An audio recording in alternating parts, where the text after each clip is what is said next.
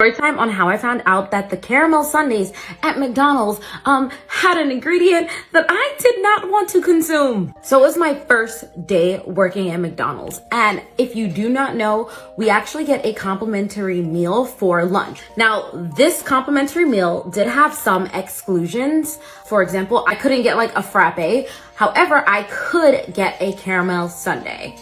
So the girl that was training me, we'll name her Ty, was taking my order because we still had to put our employee meals in the system and just write it off as an employee meal. So she was taking my order, chicken nuggets and fries. It was like a number 10 or something.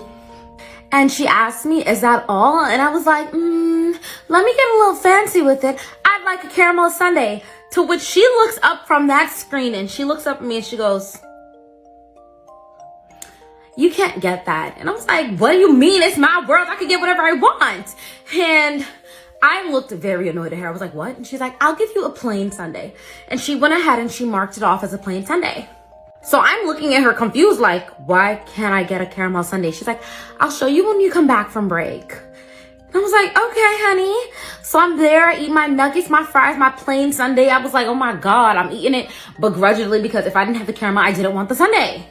And I come back from break, caramel sundae still on my mind. And she says, here, come, let's refill the caramel for the sundae.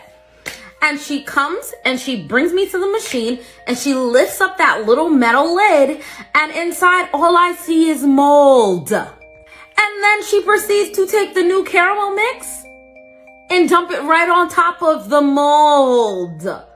And she said, yeah, I don't eat those. That was the last day I ever ordered a caramel sundae.